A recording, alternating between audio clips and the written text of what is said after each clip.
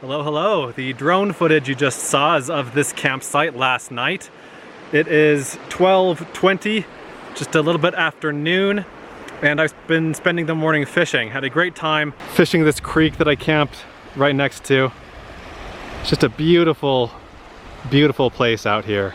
I don't know if you can see it, but on the outside of my eye here, it's a little bit red looking. Looks a bit weird. That's from the cargo box.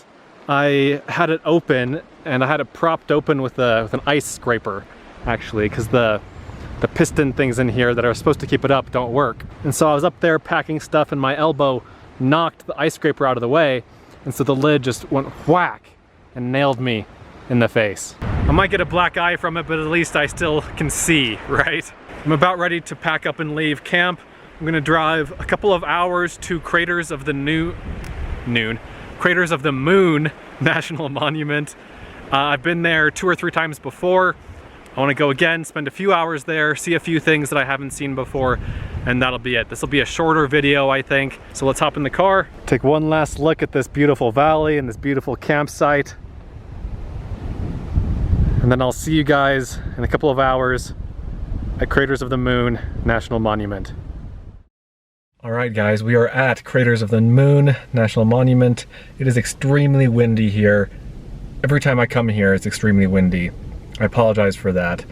So I might have some music playing in the background as I'm showing you things. But yeah, there are a few things I'm gonna see and do here today. Right now I am at the spatter cones and big craters area parking. It says a short wheelchair accessible trail leads to these miniature volcanoes. Those are the spatter cones that it's referring to. You can view the spectacular big craters by hiking a steep 0.25 mile part of the North Crater Trail that branches off to the west. So I'm gonna do that too. So let's start off with the spatter cones.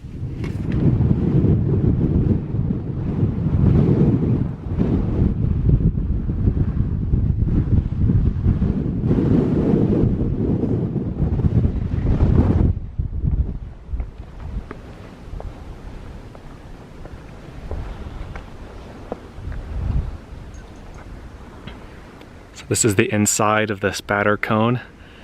And like the brochure said, it's kind of a mini volcano, just like a vent in the crust where lava blocks, little lava rocks would spout out.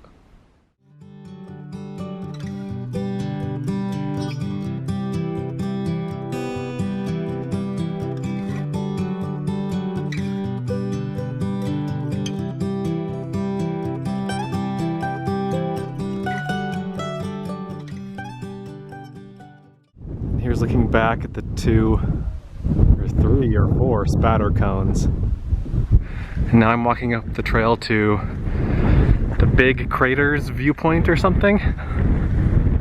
So this is the big craters area. Just a 5-minute walk from the spatter cone trailhead.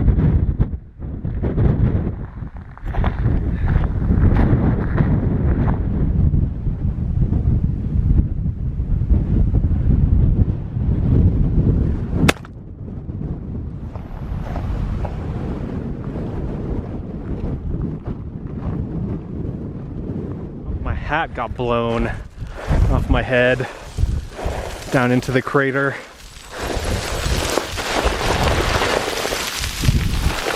Ugh. Okay.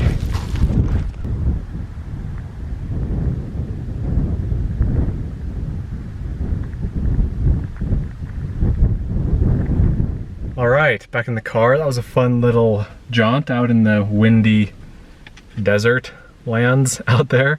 And I didn't really explain what this place is, but Craters of the Moon National Monument is basically a collection of lava flows and cinder cones and fissures, like volcanic fissures, and things like that. Lots of volcanic formations. And so that's what this place is. It's a national monument, and then outside of the national monument is Craters of the Moon National Preserve, which encompasses even more of the area than what you can see when you're doing the driving tour, basically, which is what I'm doing now. There's a short paved road through a section of the National Monument, and then the preserve is I don't know if I don't remember if there are dirt trails out there. No, there are dirt trails out there. I've seen them on maps.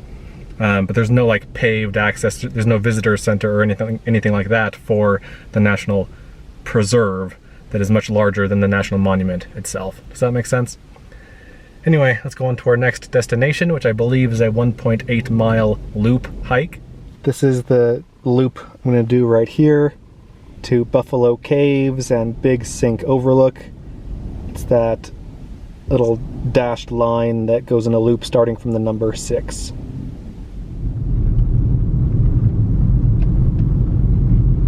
All right, we are doing the Broken Top Loop Trail, which I think basically circles around this cinder cone over here. The sign said that it's the youngest cinder cone in the area at 2,000 years old. It's really cool to see the different shapes the lava cooled in.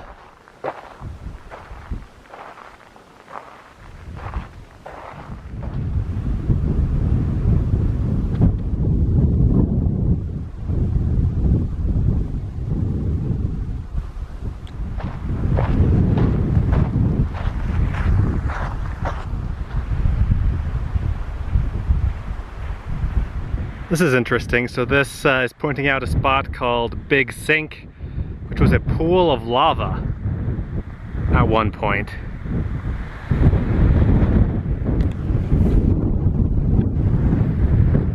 It's this right here. And the darker rock that's going kind of horizontal, that was a dam or a levee that held the lava in. Then everything beyond that was just a pool of lava. Lava filled that area and then drained back into the lava tube it came from, and then the hardened crust on the top sunk into the ground and it became that depression out there that's called the Big Sink. Kind of hard to make it out, but it's the depression beyond, again, that band of darker rock.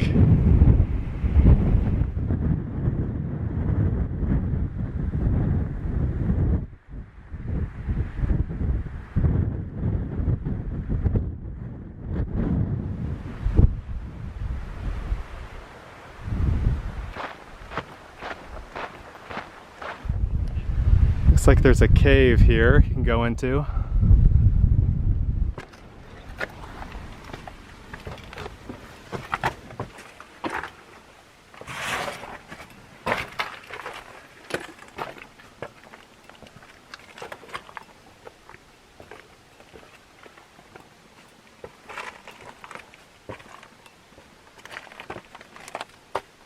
Not an amazing cave.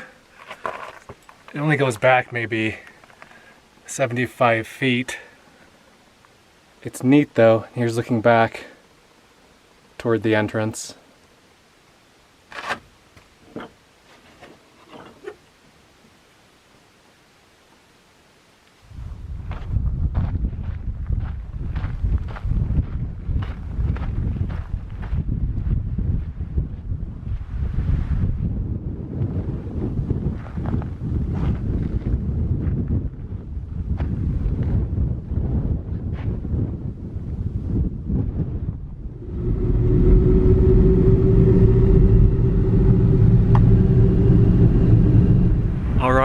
That was a fun hike, took about 45 minutes, definitely worth doing. I'm now at the Devil's Orchard Trail. It is half a mile long. It's a paved, wheelchair accessible trail, and I think it just goes through some interesting lava rock formations. There have been a couple of informational signs. The first one basically said don't walk on the rock.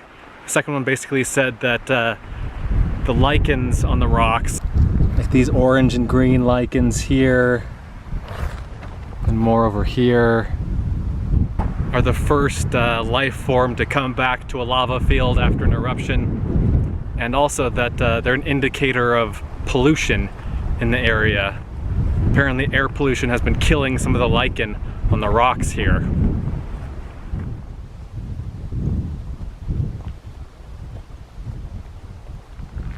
This is a pretty cool dead tree. One of the signs was talking about these funky looking branches on the trees.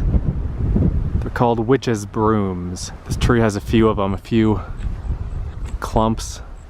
There. It's when mistletoe attacks the tree, and the tree sends extra nutrients to that part of the tree to make it grow more. And this is the result. Once the tree dies, this is what it looks like. Witches' brooms. It's a pretty good name. This is kind of funny. In the concrete trail here, there's some, like, I don't know, squirrel or rabbit footprints. Sometimes these kinds of things are intentional. I don't think these ones are. I think the little creature just happened to run up here while it was still drying, while the cement was still drying. Alright guys, that's it for this little video. That's all I have time for today.